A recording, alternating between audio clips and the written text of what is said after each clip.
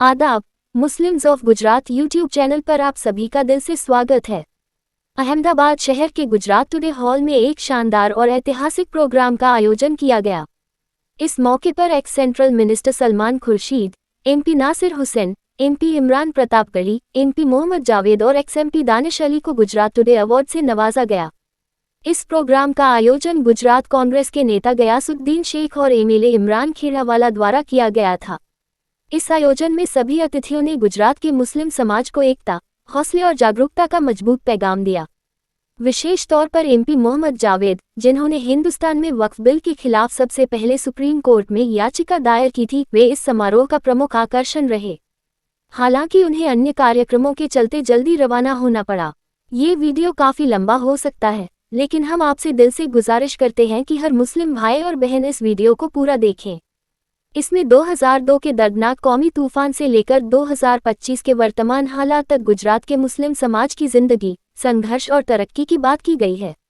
इस प्रोग्राम में न सिर्फ अहमदाबाद बल्कि पूरे गुजरात के अलग अलग शहरों से लोग शामिल हुए, जैसे कच्छ से मुस्लिम लीडर हाजी जुम्मा रायमा और सूरत से साउथ गुजरात के कांग्रेस लीडर असलम साइकिलवाला।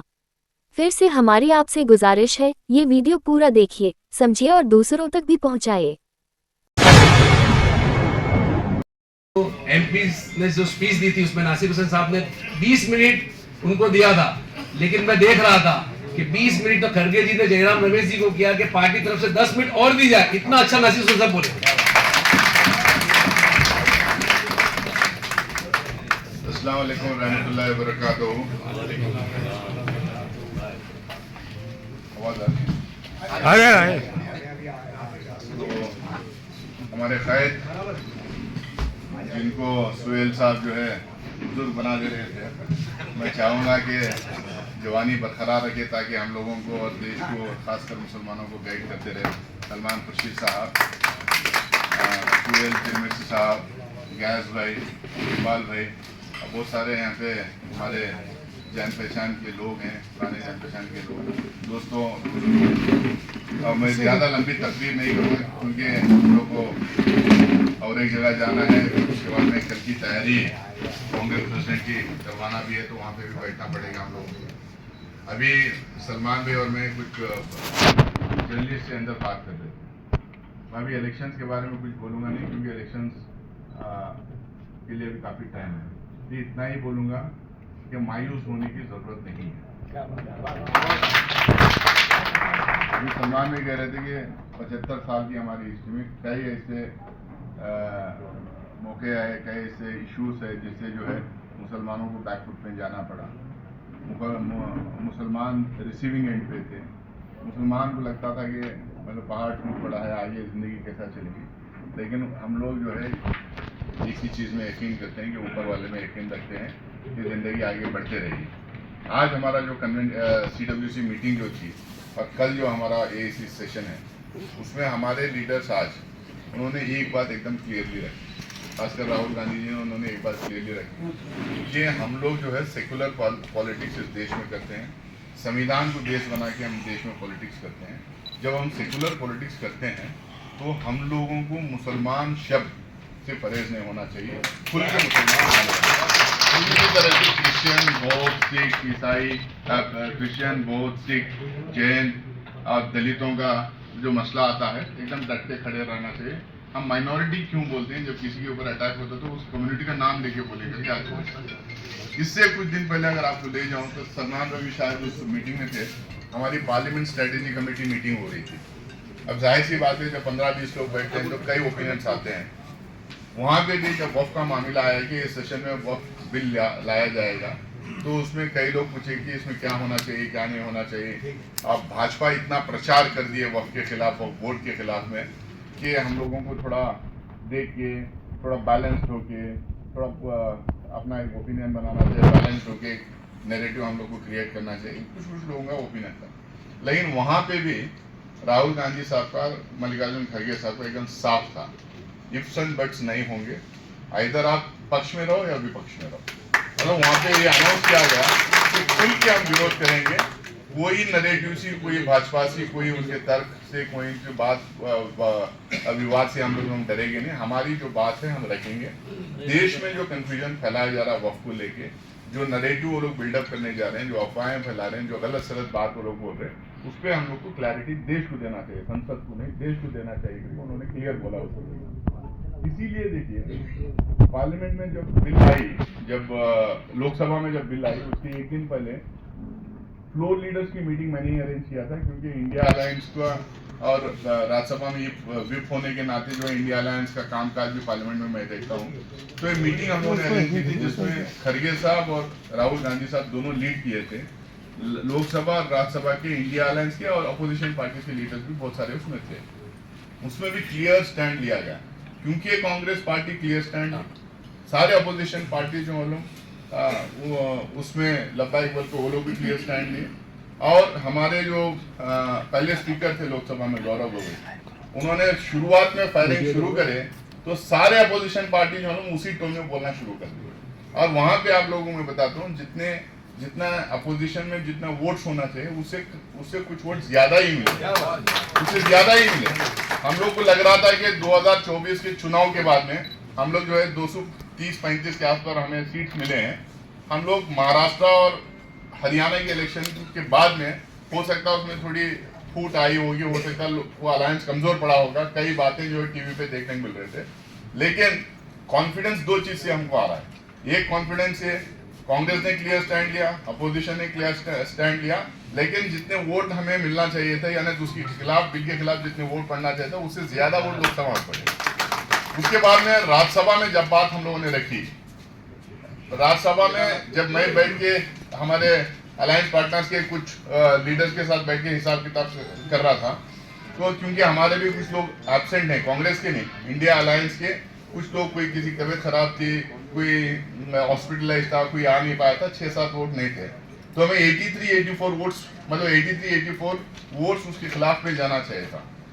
हैरान हमारी लीडरशिप भी हुई, 95 वोट्स उसके खिलाफ में पड़े और हमारे साथ जो हम 95 नंबर खड़े रहे। यहाँ पे इंडिया अलायंस को छोड़ के बीजेडी, बीआरएस, वाईएसआरसीपी जैसे पार्टियां भी जो है हमारे साथ में खड़े रहे। तो इसलिए मैं बोल रहा हूँ कि मायूस होने की जरूरत नहीं। ऐसा नहीं कि जो हम कोई एक मसला आ जाता है तो दुनिया बिखर जाती है। चीजें आते रहते हैं, हम लोग को फाइट आउट करना चाहिए। गलतियां हमारे भी खासकर वक्फ को लेके, क्योंकि मैं 7 साल से वक्फ बोर्ड का मेंबर रहा हूँ। वहाँ पे काफ़ी 7 सालों में मैंने सीखा भी, काम भी किया, बहुत सारे इनिशिएटिव जो है लेने की कोशिश की। हम भारतीय जनता पार्टी के खिलाफ जो बोलते हैं उसके खिलाफ खड़े होना है, खड़े रहते हैं। एक्ट के खिलाफ भी बोलते हैं, क्योंकि बहुत ही ड्रैकोनियन एक्ट है, उसमें दंगे फसाद फैलाने की एक्ट है वो, उसमें पूरा पोटेंशियल है। हर गली, हर मोहल्ला, हर गांव में जो है कंट्रोवर्सी क्रिएट करवा सकती है एक्ट। इस तरीके के प्रोविजंस उसमें लाया गया है।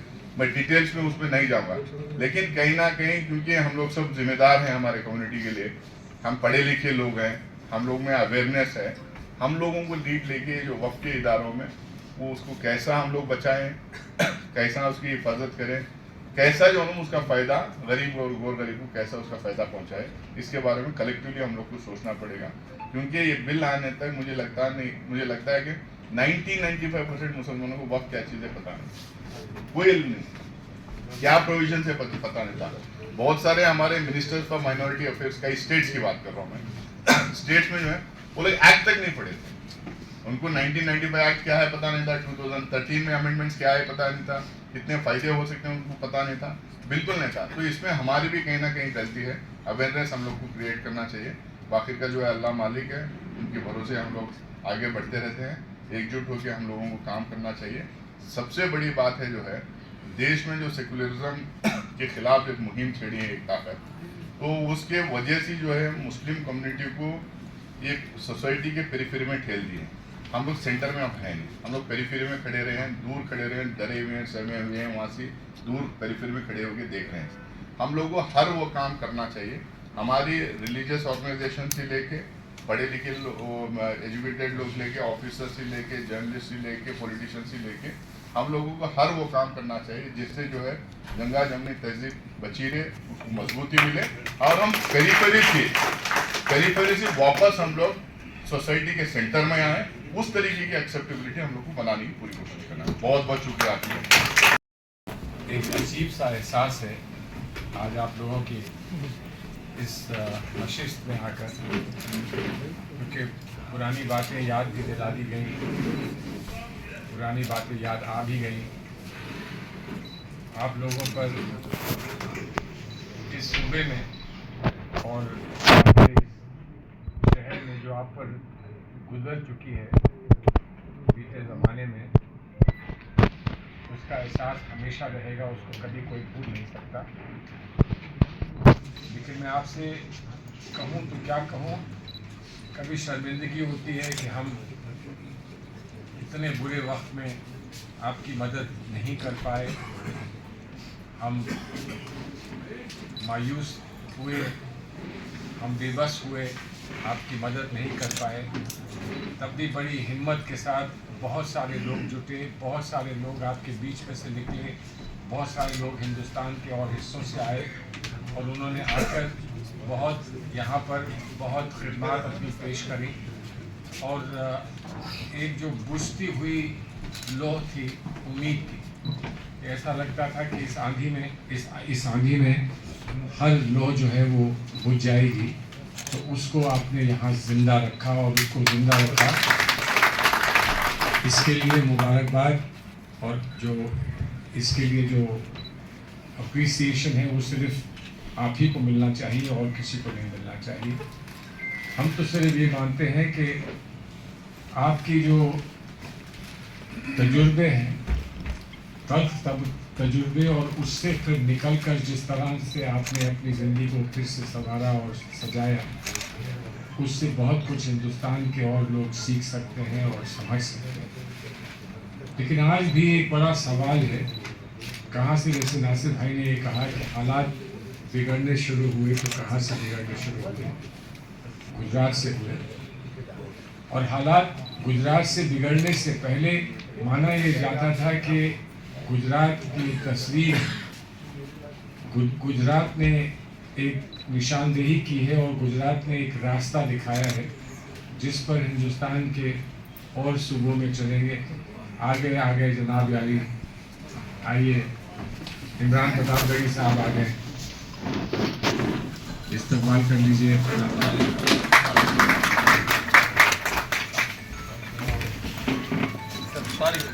क्या है कि वो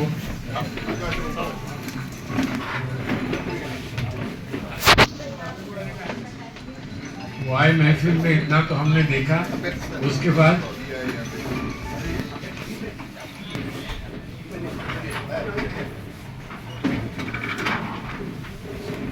हमारी खुशकिस्मती है कि हम लोग यहाँ हम सब साथी यहाँ आप लोगों के लिए आपकी खिदमत में यहाँ मौजूद हुए हैं।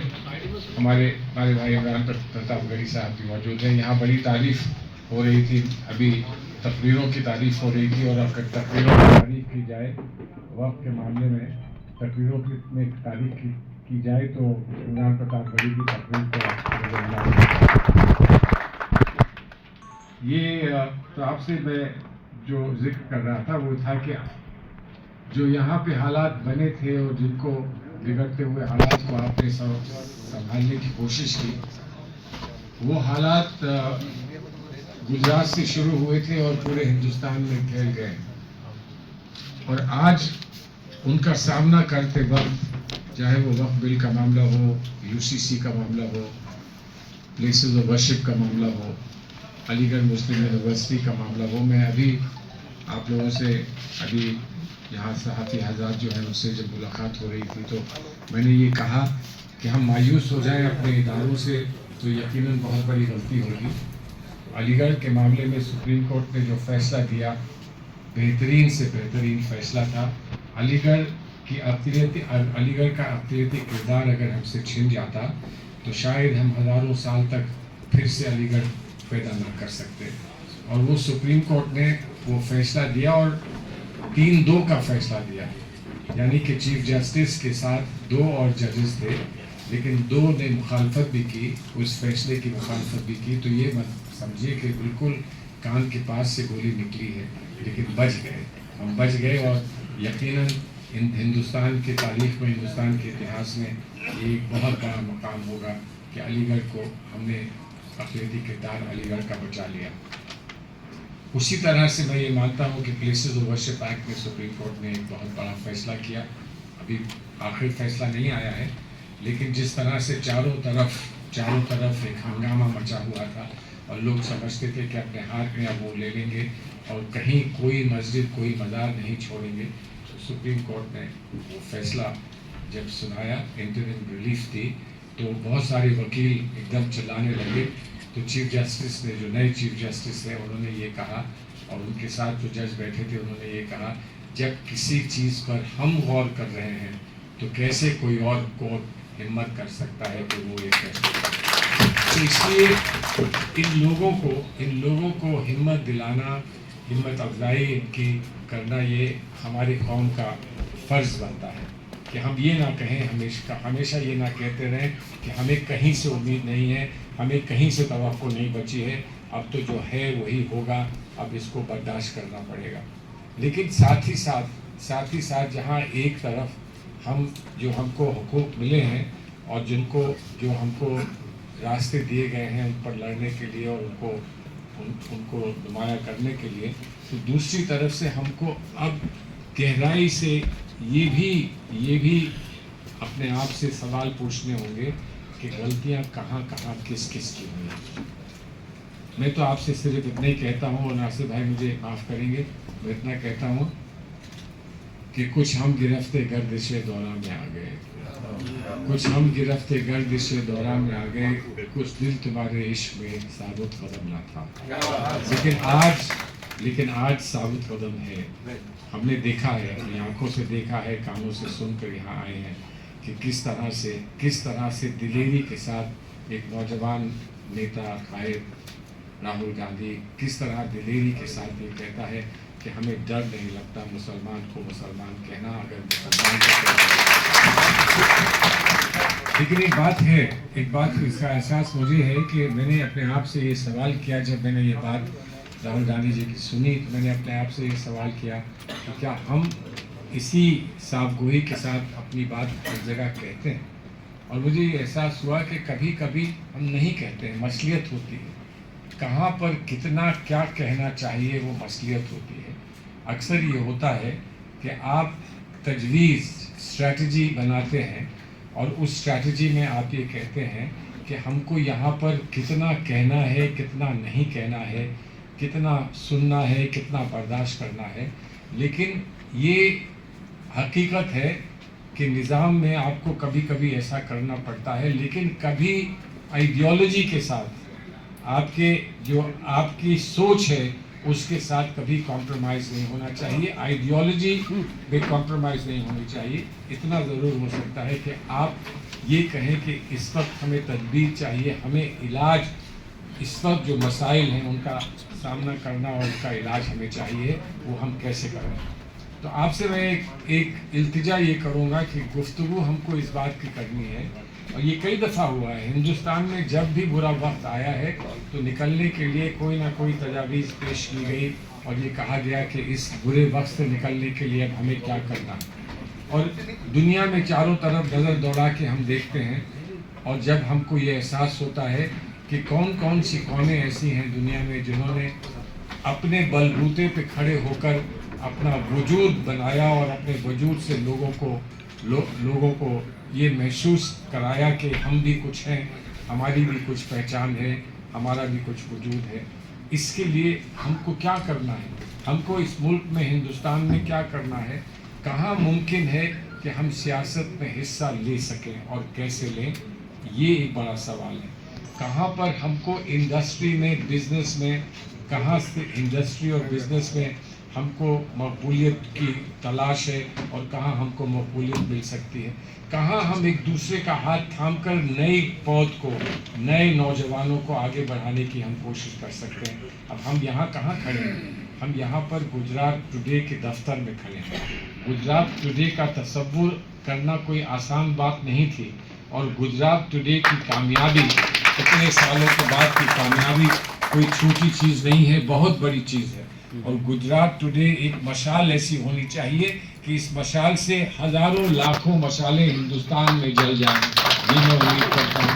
और वो तभी होगा जब हम इसका जिक्र हर जगह करेंगे। हमारे आजम बेग साहब बैठे हैं, बहुत अच्छा जिक्र करते हैं, और इनसे मैं तवक्को करूँगा कि जहाँ भी ये तकरीर करें तो गुजरात टुडे के अखबार की और आपकी सहाफ़त की बात करें और बताएं कि कोई ये ना समझे कि अगर आपके पास रिसोर्सेज कम हैं और आवाम की सपोर्ट आने में वक्त लगता है तो ऐसा नहीं कि हम ये काम शुरू नहीं कर सकते। ये 17 कॉलेजेस चलाते हैं, 17 कॉलेजेस, 17 ही है ना, मैंने कम तो नहीं करा, 18, माफ करें, 18। हाँ ये भी है, कल सुबह तक जो कहेंगे आपके अखबार में जब तक आएगा तो हो सकता है एक आध बढ़ गया हो। और इसलिए ये शख्सियत ऐसी है कि टीचर भी है, मौलवी भी है, आलिम भी है, सब कुछ है ना, बस सब कुछ है। अच्छा बस बदकिस्मती एक बात की है, इन सब चीज़ों के साथ साथ ये सियासत में भी है, और सियासत में उम्मीद थी कि ये राजस्थान के एमएलए भी बन जाएंगे। वो हमारी कुछ कमी रही कि हम इनको राजस्थान का एमएलए नहीं बनाए। लेकिन भाई देखिए, मैं एमएलए ये तब बने जब राजस्थान में हमारी हुकूमत फिर से आए, ताकि ये एमएलए ही सिर्फ ना बने, ये मिनिस्टर बन सके। इसलिए तो ये हुकूमत के काम आए। बहरहाल एक तहरीक इस मुल्क में चले कि हम एजुकेशन को लेकर, और हमको तो ये नसीहत हमको मिली है इस्लाम में कि सबसे पहले क्या नसीहत हमारी थी, इकरा, कि पढ़ो। अगर चीन तक जाना पड़े पढ़ने के लिए तो चीन तक जाओ, आपको चीन जाने की ज़रूरत नहीं। यहाँ तो आजम बेग बैठे हैं, आजम बेग का राजस्थान है, आजम बेग का राजस्थान और आपका गुजरात है, यकीनन बहुत कुछ हो सकता है। हमको इत्तेहाद चाहिए, इत्तेहाद हमारे यहाँ कम है, ये हमारी बदनसीबी है। ये सिर्फ हिंदुस्तान के मुसलमानों का मसला नहीं है, ये दुनिया के आलम के मुसलमानों का मसला है। इत्तेहाद की कमी है, और इत्तेहाद की कमी की वजह से हमको आज वो दिन दुनिया में देखना पड़ा जो हम देख रहे हैं। और इत्तेहाद हो जाएगा तो हमारे मसाइल सब हल हो जाएंगे, ये हमारा यकीन है। आइए आज इस मौके पर आप लोग सब यहाँ मौजूद हैं, आज हम इस बात का अहद लें कि इत्तेहाद पैदा करेंगे। उसमें सिर्फ मुसलमान ही नहीं होंगे, हमारे वो भी सारे बिरादरान वतन होंगे जो अपने मज़हब पर यकीन रखते हैं, लेकिन वो ये भी मानते हैं कि हम उनके भाई हैं, और हम ये मानते हैं कि वो हमारे भाई हैं। जो अभी गंगा जमनी तहज़ीब का जिक्र हुआ, उस गंगा जमनी तहज़ीब को आगे बढ़ाने के लिए यकीनन, और मैं आपको इसलिए ये बात कहता हूँ क्योंकि मैं अक्सर फ़र्रुखाबाद में, जो मेरा अपना घर है फ़र्रुखाबाद, वहाँ और उत्तर प्रदेश में जगह जगह इस बात को मैं कहा करता हूँ कि हमारे फ़र्रुखाबाद से गंगा नदी बहती है, जिसको माँ गंगा बहुत सारे लोग कहते हैं। तो हम अक्सर जब जाते हैं गंगा के किनारे जाकर सुबह खड़े होते हैं तो देखते हैं कुछ लोग गंगा में उतरते हैं डुबकी लगाने, स्नान करने। उनसे पूछो क्या कर रहे हो भाई, तो कहते हैं कि गंगा में स्नान कर रहे हैं, आज सारे पाप हमारे धुल गए, अब हम बिल्कुल पवित्र हो गए, अब हम साफ हो गए। वहीं पर एक मुसलमान लोटे में पानी लेके जाता है, उससे पूछो तुम क्या कर रहे हो भाई, तुम क्या कर रहे हो, तो कहता है कि मैं वज़ू का पानी ले जा रहा हूँ, वज़ू कर लूँगा तो पाक हो जाऊँगा। एक ही गंगा है, कोई उसको माँ कहता है, कोई उसको दरिया मानता है। वही गंगा है जिसका पानी हमारे खेत सींचता है, हिंदू का खेत, मुसलमान का खेत। वही गंगा है जो उफान पर आती है, नाराज़ हो जाती है तो हर एक को बिस्मार कर देती है। वही गंगा है जिसके जिसके सींचे हुए खेत से जो अनाज निकलता है वो ना हिंदू ना मुसलमान होता है, हर एक का पेट भरा करता है। हर एक का खून जो बनता है रगों में, वो खून उस अनाज से बनता है, और वो खून ऐसा खून होता है कि जब हिंदू को चाहिए हो तो मुसलमान दे देता है, और मुसलमान को चाहिए हो तो हिंदू देता है। ऐसे मुल्क में कोई कहे कि हमारे रास्ते अलग अलग हैं, ऐसे मुल्क में कोई कहे कि इत्तेहाद हमारे मुल्क में नहीं हो सकता, ऐसी जगह पर कोई ये कहे कि हम तो बट जाएंगे लेकिन हम एक नहीं हो पाएंगे।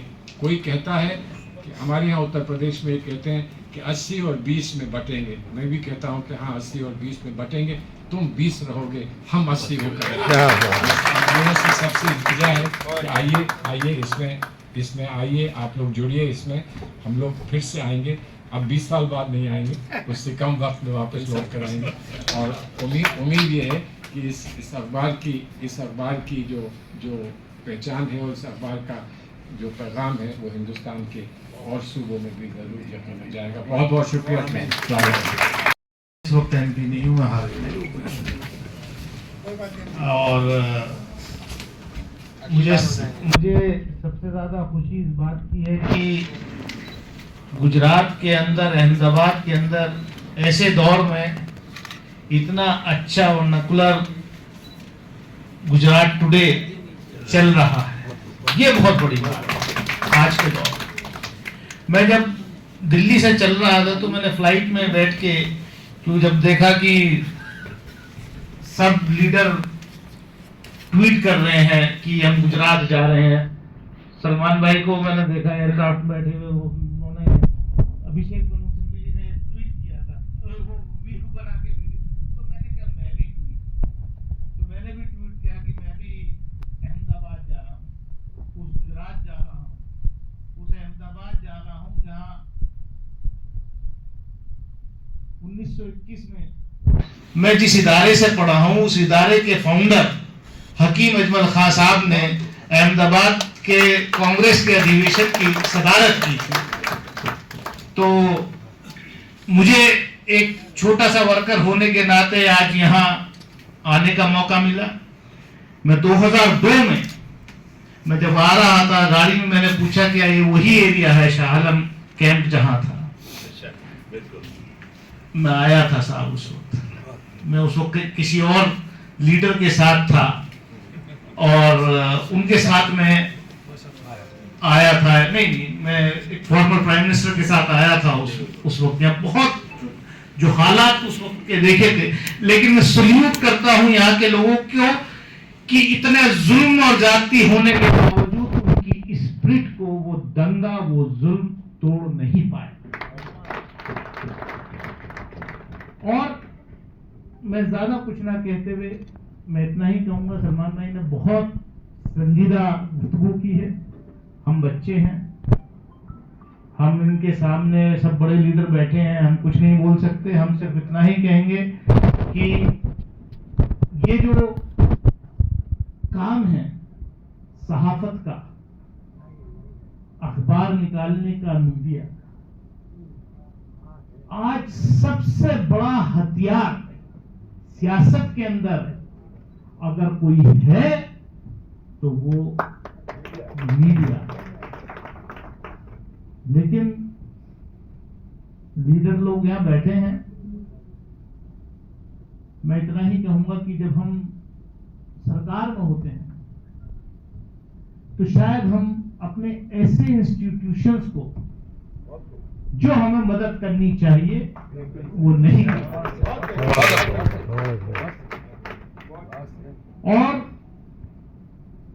यही वजह है कि हम आज लगातार पिछड़ते जा रहे हैं। लेकिन राहुल गांधी जी के नेतृत्व में जो एक नौजवानों में, लोगों में वो across the section of the society जो एक ऊर्जा पैदा हो की जा रही है, फिर उम्मीद जग रही है। लेकिन इस बार मैं तो जो अपना छोटा सा कार्यकर्ता हूं, उसका जो एक रोल हो सकता है वो प्ले करूंगा। और मैं कहीं भी रहा, चाहे सड़क पर रहूं, चाहे अंदर रहूं, चाहे बाहर रहूं, बात अपनी कहकर रहता हूं और कहनी चाहिए। यही लोकतंत्र है, यही हमारे बुजुर्गों ने हमें सिखाया है।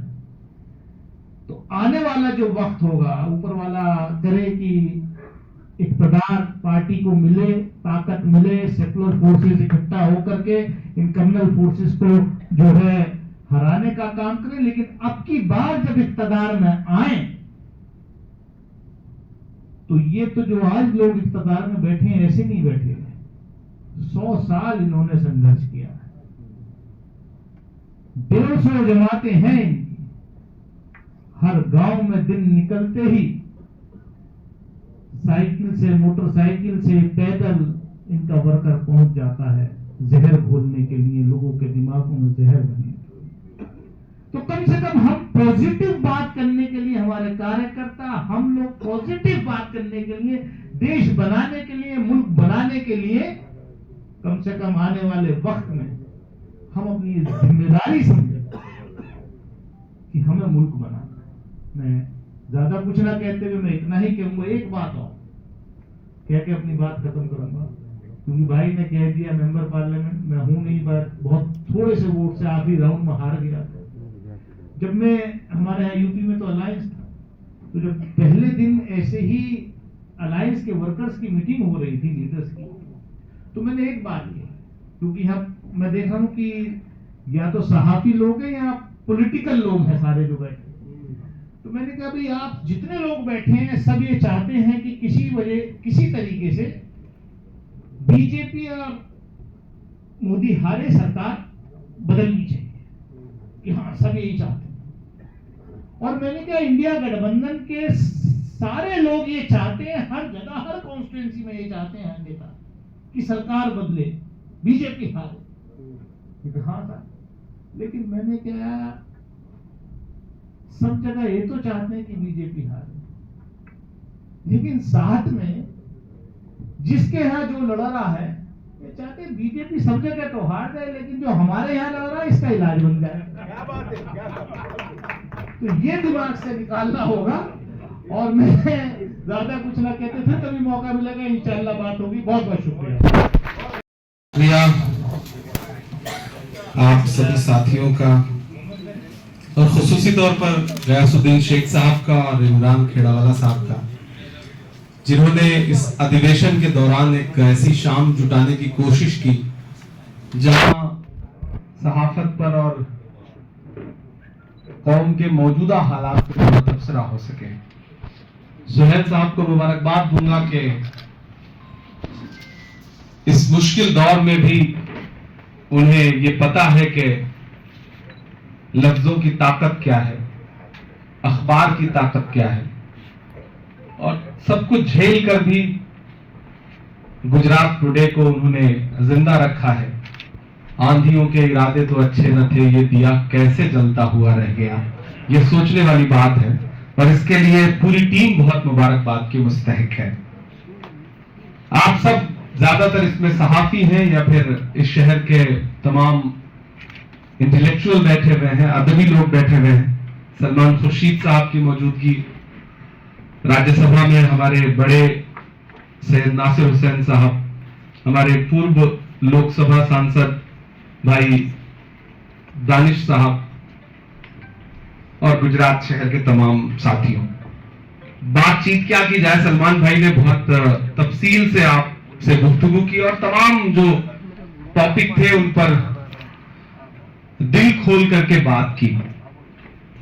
यकीनन हम एक मुश्किल दौर में जी रहे हैं, इससे इनकार नहीं किया जा सकता। आज हम जिस मुश्किल वक्त में जी रहे हैं, इसको तो आपने 20 साल पहले झेल लिया है, इसलिए मैं आपकी जिंदादिली को भी सलाम करता हूं। और आप अगर खड़े हैं, आप अगर डटे हैं, आप अगर बचे हैं, तो आप हमारे लिए बहुत बड़ा इंस्पिरेशन है कि हिंदुस्तान के किसी भी सूबे का, किसी भी शहर का जिंदा दिल इंसान, अमन पसंद इंसान, जमहूरियत पर यकीन रखने वाला इंसान जब भी कभी मायूस होगा, जरा सा उसका जहन इस तरफ जाएगा कि नहीं हम कहां और किस दौर में जी रहे हैं, तो वो एक बार जब पलट के अहमदाबाद और गुजरात की तरफ देखेगा तो उसे ये महसूस होगा कि नहीं, हमसे ज्यादा बहादुर लोग इस हिंदुस्तान में मौजूद हैं जो जालिम हुक्मरानों के सामने पिछले 20-25 साल से हर तरह की परेशानियां झेल करके भी खड़े हैं, डटे हैं। तो आप सबको सलाम करता हूं। और हालात जो आए हैं, हुकूमत जिस तरह से कानूनी तौर पर परेशान करने की जद्दोजहद कर रही है, उससे हम सारे दो चार हैं और आपको ये यकीन भी दिलाते हैं और आपके सामने दिल खोल के ये कहते भी हैं कि ये सच है कि हम पार्लियामेंट में बहुत मुट्ठी भर लोग हैं, लेकिन ये भी सच है कि उम्मीद की एक बड़ी किरण ये है कि जब पार्लियामेंट में 2 दर्जन से ज्यादा मुस्लिम एमपीज नहीं हैं, ऐसे वक्त में भी 232 लोग लोकसभा में और तकरीबन 98 लोग राज्यसभा में इस बिल के खिलाफ खड़े होते हैं, वोट देते हैं और पुरजोर तरीके से इसकी मजम्मत करते हैं, मुखालफत करते हैं। सिर्फ 50-56 वोट का फर्क था, उसमें से 50% वोट इधर आ जाए, यानी कि मतलब 26, 27, 28 वोट इधर आ जाए तो ना हुकूमत बचती ना बिल बचता। तो ऐसा नहीं है कि सारी चीजें एक तरफा हो गई हैं। और यहां गुजरात टुडे के ऑफिस में खड़ा होकर के एक बात और आपको बताता हूं। मैं अक्सर, जब मैं पॉलिटिक्स में नहीं था, मैं तो पॉलिटिक्स में 2019 में आया, उससे पहले मैं हिंदुस्तान भर में हर प्लेटफॉर्म पे ये बात कहता था कि भाजपा ने, आरएसएस ने आपको अलग थलग करने के लिए आपके समाज में भी ऐसे लोग छोड़े जो खड़े होकर के सेकुलर फोर्सेस को बुरा भला कहते रहे और ये कहते रहे कि क्या सेकुलरिज्म का बोझ उठाना हमारे ही कंधों के लिए है। यही एक ताना जो पूरे मुल्क में दिया गया और उससे हमारी नई नस्ल जो है उसके दिलो दिमाग में सोशल मीडिया के जरिए ये चीजें डाली भी गई। तो सेकुलरिज्म का बोझ मत मानिए, सेकुलरिज्म बोझ नहीं है। सेकुलरिज्म एक ऐसी खूबसूरत चीज है जिसको बचाने की जिम्मेदारी अगर हमारे कंधों पे डाली गई है तो आप ये मान के चलें कि आपके कंधे ज्यादा मजबूत हैं, इसलिए आपके कंधे पे इस बोझ को उठाने की जिम्मेदारी डाली गई और हमें बचाना है और हमें आगे रह के लड़ना है। मुझे वो दिन याद है कि जब लोकसभा में ये बिल पेश किया गया, पूरा दिन डिस्कशन चलता रहा और रात के 2 बजे जब हम टीवी देख रहे थे तो हम ये देख रहे थे कि राहुल गांधी अगली सफ में बैठे हैं, पूरा अपोजिशन बैठा हुआ है और वो सारे लोग लड़ रहे हैं। उसके बाद जब अगले दिन राज्यसभा में ये बिल आया तो हम और नासिर भाई राज्यसभा में मौजूद थे, हम लड़ रहे थे, सामने पूरी ताकत बैठी हुई थी, लेकिन मैं डरा नहीं, मैं झुका नहीं, कहीं छुप छुपा के खड़ा नहीं। मैं डरा नहीं, मैं झुका नहीं, कहीं छुप छुपा के खड़ा नहीं। जो डटे हुए हैं महाज पर, मुझे उन सफों में तलाश कर। हम लोग उनकी आंख से आंख मिला करके बोल रहे थे, नासिर भाई भी बोल रहे थे, हम भी बोल रहे थे, बाकी पूरा अपोजिशन बोल रहा था। और आपको यकीन दिलाता हूं कि जो लहजा हमारा था उससे कम तर लहजा हमारे हिंदू भाइयों का नहीं था जो इस बिल के अपोजिशन में बोल रहे थे। इसलिए आपको इस खूबसूरत फैब्रिक को समझना पड़ेगा। भाजपा यही चाहती है कि आप अलग थलग हो जाएं और बहुत हद तक कुछ चीजों में वो कामयाब भी रहे, लेकिन उस फैब्रिक को फिर से एकजुट करने के लिए, उस धागे को फिर से जोड़ने के लिए राहुल गांधी जी ने जो मेहनत की है 4000 किलोमीटर चल करके कन्याकुमारी से कश्मीर तक, बस एक नारा, नफरत छोड़ो भारत जोड़ो। इस दौर में कितना मुश्किल है। मैं गांधी की सरजमीन पे खड़ा हूं। आप तसव्वुर करिए ना कि एक इंसान 4000 किलोमीटर पैदल चलता है, 4000 किलोमीटर। अपने आप में वो तारीख में दर्ज होने वाली बात थी। और नारा क्या है? नफरत के बाजार में मोहब्बत की दुकान खोलनी है। तो हमें भी इस बात को समझना पड़ेगा कि वो कोशिश एक बार फिर से, हमारी पूरी कम्युनिटी को कहीं ना कहीं रिफॉर्म की भी जरूरत है। मैं थोड़ी सी कड़वी बात कह रहा हूं। जब सामने वालों ने लड़ाई के नए नए हथियार इंट्रोड्यूस किए हैं तो हमें भी अपने लड़ने का तौर तरीका तो बदलना पड़ेगा। जब तक नहीं बदलेंगे आप लड़ाई हारते रहेंगे। इसलिए बहुत समझदारी के साथ हर शहर में सहाफत से जुड़े हुए लोग, पढ़े लिखे लोग आगे आए। मुझसे कभी किसी ने एक बहुत अच्छी बात कही थी। एक प्रोफेसर हैं दिल्ली में, एक दिन मैं उनके साथ बैठा था, ऐसे डिस्कशन हो रहा था, तो उन्होंने कहा कि आपकी कम्युनिटी की प्रॉब्लम आपको पता है? तो मैंने कहा बताइए। उन्होंने कहा बाकी कौमें जो है वो अपना लीडर चुनती हैं, उसको सपोर्ट देती हैं, हर तरह का सपोर्ट देती हैं, और फिर जब उसे चुन लेती हैं, किसी इक्तदार पे बिठा देती हैं, तो उसके हिसाब से चलती हैं। और आपकी कौम की प्रॉब्लम यह है कि आपकी कौम एक नेता चुनती है, नेता चुनने के बाद यह चाहती है कि नेता हमारे हिसाब से चले। नहीं चलेगा तो उसको बदल देंगे और अपनी पूरी एनर्जी उसको बदलने में लगाते हैं। हम काम लेना नहीं जानते।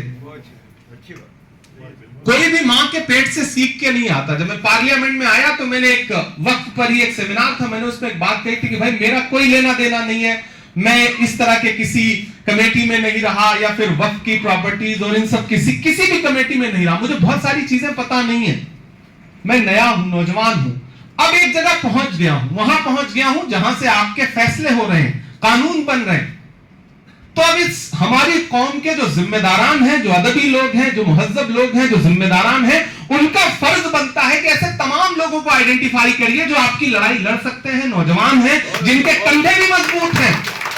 आप उन पर एक बार भरोसा जता करके देखिए अगर उस वक्त हम आपको कहीं डिच करें, हम आपको मायूस करें, तब हमारी गलती है।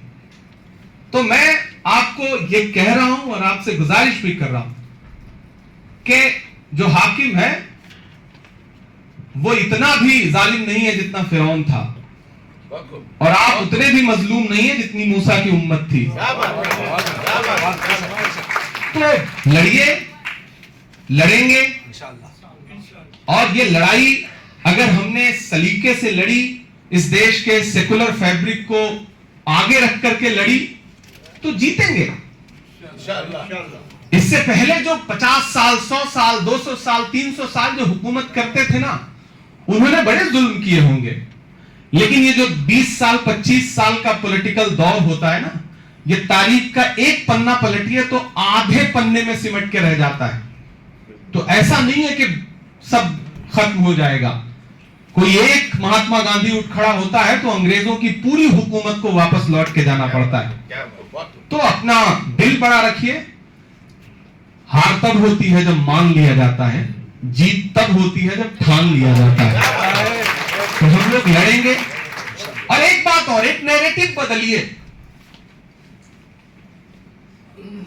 हमने मतलब आप ये समझिए कि जब से सोशल मीडिया आया है, आपकी कही गई बातों को कहां किस तरह पेश किया जा रहा है, आपको एक कदम थोड़ा आगे चलना पड़ेगा। इस देश में तकरीबन 353 मिलियन लोग हैं, 353 मिलियन लोग हैं जो फेसबुक यूज करते हैं, 476 मिलियन लोग हैं जो यूट्यूब यूज करते हैं, तकरीबन 450 मिलियन लोग हैं जो इंस्टाग्राम यूज करते हैं, सिर्फ 23 मिलियन लोग हैं जो ट्विटर यूज करते हैं, लेकिन 560 मिलियन लोग हैं जो व्हाट्सएप यूज करते हैं। आप यहां कौन सी बात कह रहे हैं और उस बात को अगले 1 मिनट बाद हिंदुस्तान के किस शहर में क्या बता करके पेश किया जा रहा है। जब भी बोलने के लिए खड़े हो तो यह सोच के खड़े हो कि आप जो बोल रहे हैं वो इस वक्त मुर्शिदाबाद में क्या बता करके, जामनगर में क्या बता करके और उत्तर प्रदेश के कुशीनगर में क्या बता करके दुनिया के सामने रखा जाएगा, और उसका असर क्या होगा, यह सोच के तो बोलना पड़ेगा। अगर नहीं सोचेंगे तो फिर वो आपके कही गई बातों का, हालात का, विजुअल का कैसा फायदा उठाएंगे आप सोच भी नहीं सकते। तो इसके शार्प तो हम सारे लोगों को होना पड़ेगा, तभी आप इस लड़ाई को लड़ पाओगे। और कोई भी पॉलिटिकल पार्टी, उसे यह मत कहो कि वो आपकी कौम के साथ खड़ी है, आप ये कहो कि वो संविधान के साथ खड़ी है। बिल्कुल ठप्पा मत लगाओ कि नहीं वो तो हमारी कौम के साथ खड़े। नहीं, मैं नहीं मानता। मैं ये मानता हूं कि वो आईन के साथ खड़े हैं, वो जमहूरियत के साथ खड़े हैं, और हम उस जमहूरियत का एक हिस्सा हैं, हम उस आईन का एक हिस्सा हैं। प्राउड होकर के, बहुत गर्व के साथ कहिए कि हम हिंदुस्तान के बेटे हैं, हम हिंदुस्तान के नागरिक हैं, और यहां हमारा उतना ही हक है जितना किसी और का है। हो सकता है बार बार आपको यह एहसास दिलाया जाए कि आप 2म दर्जे के शहरी हैं, दिलाया जाएगा। दलितों को तो पिछले कई हजार सालों से दिलाया जा रहा है, लेकिन वो लड़ रहे हैं ना, मतलब लड़ रहे हैं। मैं एप्रिसिएट करता हूं ओबीसी को कितना हाशिए पे रखा गया, लेकिन एक पॉलिटिकल दौर आता है। मेरा मानना है कि दुनिया के हर देश में राइट विंग पॉलिटिक्स का टाइम आता है कि उभार है, वो उभार धीरे धीरे खत्म होगा। जिस चीज में भी उभार होता है उसका एक दिन कहीं ना कहीं डाउनफॉल होना ही होना है, यह सच्चाई है। तो इसलिए मेरी आप सबसे गुजारिश है कि बिल्कुल मायूसी कुफ्र है, मायूसी के इर्द गिर्द भी मत जाइए, मायूस मत होइए। हम सब लड़ रहे हैं। हमें जो रोल खुदा ने हमारे हिस्से में दिया है, हमारी पॉलिटिकल पार्टी ने हमारे हिस्से में जो दिया है, ये दबदबा, ये शोहरतें, ये नशे दौलत किराएदार हैं, सब घर बदलते रहते हैं। कल कोई और अपनी इस लड़ाई को लड़ रहा था, आज हम इस लड़ाई को लड़ रहे हैं। कल कोई हमारी जगह और होगा, नासिर भाई की जगह कोई और होगा, दानिश भाई की जगह कोई और होगा। हम सब उस लड़ाई को लड़ते रहें, और जहां बन पड़े अपने लोगों को, समझदार लोगों को किस तरह से पॉलिटिकली फ्रंट पे रख करके उनका सपोर्ट कर सकते हैं, ये सोचते रहें। पार्लियामेंट में बिल पास हो गया है, अभी तो न जाने कितने और बिल आएंगे। मैं जब पार्लियामेंट में आया तो मैंने देखा कि कई बार प्राइवेट मेंबर बिल के जरिए वक्फ repeal act, population control bill और इस तरह के जो बिल है ना, जो उनकी प्लानिंग का हिस्सा है, वो पहले प्राइवेट मेंबर बिल के जरिए लाते हैं, फिर उस पे बैकफुट पे जाते हैं, फिर उसके बाद कुछ दिन बाद उसको फिर से प्रॉपर गवर्नमेंट के जरिए इंट्रोड्यूस करते हैं। तो हम उस चीज को देख रहे हैं, तो तैयार रहिए, अभी ऐसे कई सारे बिल आएंगे। लेकिन राहत का एक शेर है कि लाल नीले कई रंगों के अलम आएंगे और आखिर में यही होगा कि हम आएंगे। ऐसा नहीं है कि हालात बदलेंगे, बिल्कुल बदलेंगे, बिल्कुल मायूस नहीं होना है। और गुजरात टुडे को एक बार फिर से मुबारकबाद कि इस अधिवेशन के दौरान आपने गांधी की सरजमीन पे, सरदार वल्लभ भाई पटेल की सरजमीन पे हम सारे लोगों को आवाज दी। और एक बड़ी मुकद्दस जगह है ये शाह आलम। मुझे याद है, मैं बहुत छोटा था 2002 में, और उस वक्त हमने एक असगर वजाहत की एक कहानी पढ़ी थी, शाह आलम कैंप की रूहें। तो उस कहानी से मैंने शाह आलम जगह को पहली बार जाना था, और वो उसी दंगे से रिलेटेड जो लोग यहाँ पे शरण लिए थे, जो लोग यहाँ रह रहे थे, उनकी कहानी थी। तब से मैं इस इलाके को जानता रहा हूँ। और आज फिर से गयास भाई का, इमरान भाई का एक बार फिर से शुक्रिया, और सुहेल साहब का शुक्रिया।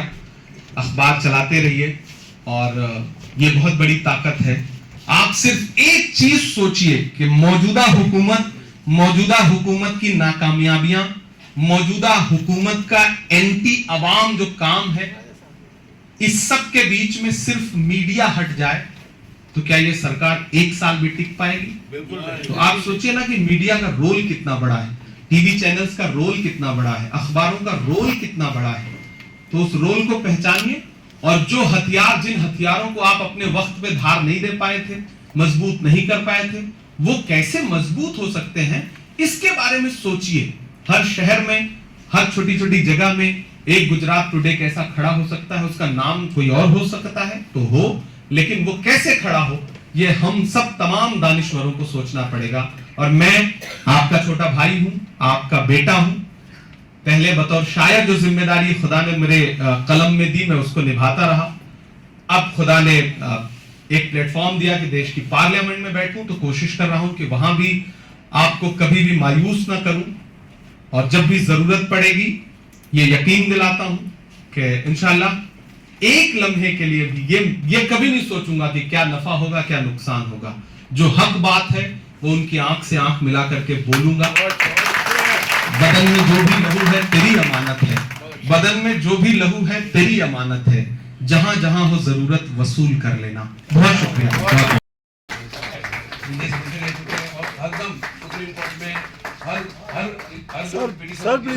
सर ये मुस्लिम समाज के लिए लड़ते हैं।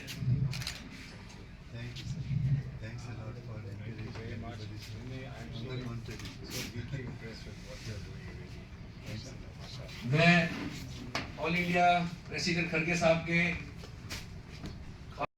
शेख साहब से कहूंगा कि वो उनको गुजरात टुडे एक्सीलेंस अवार्ड से नवाजे।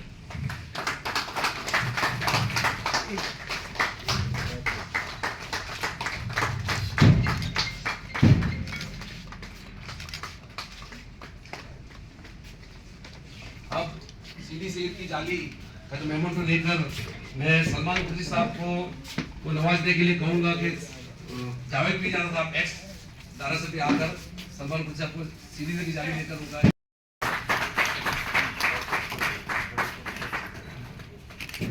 मैं इकबाल भाई शेख एडवोकेट को कहूंगा कि वो आकर नासिर हुसैन साहब को सीधी से जाली देकर उनका इस्तेमाल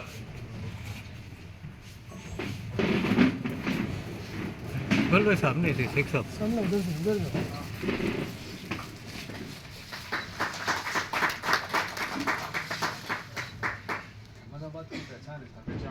अहमदाबाद की पहचान है, और हेरिटेज, वर्ल्ड हेरिटेज में अहमदाबाद इसी की वजह से आए। अहमदाबाद की और गुजरात की अनोखी स्वागत करने की पहचान रही है, साल उड़ाकर पहचान उड़ा करना। मैं सलमान खुर्शीद साहब का साल उड़ाकर स्वागत करने के लिए नुसरत पानी साहब को कहूंगा।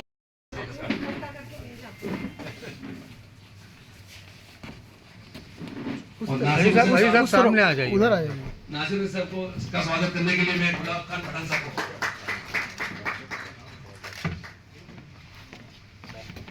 उस तरफ चलिए, यहाँ इस्तकबाल का उस तरफ नासिर अपने- इधर इधर बुला मत। अपने इमरान पताकरी साहब जब आएंगे उनका इस्तीफा कर लेंगे अब तक नासिर सर तक अब मैं अपने एमपी कर्नाटक के खड़गे जी के बिल्कुल राइट हैंड और अभी एआईसी इमरान भाई थोड़ा नजीक जाओ भैया, थोड़ा नजीक। कि वहाँ का नेताजी नहीं दिखते, नेताजी इमरान भाई पताकरी साहब को निसार अंसारी साहब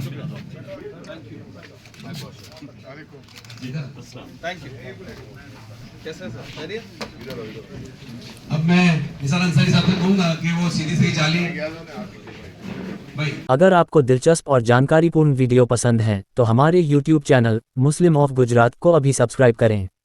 वीडियो को लाइक करें और ज़्यादा से ज़्यादा शेयर करें ताकि हमारा संदेश दूर दूर तक पहुँचे। आपका सपोर्ट हमारे लिए बहुत मायने रखता है। शुक्रिया।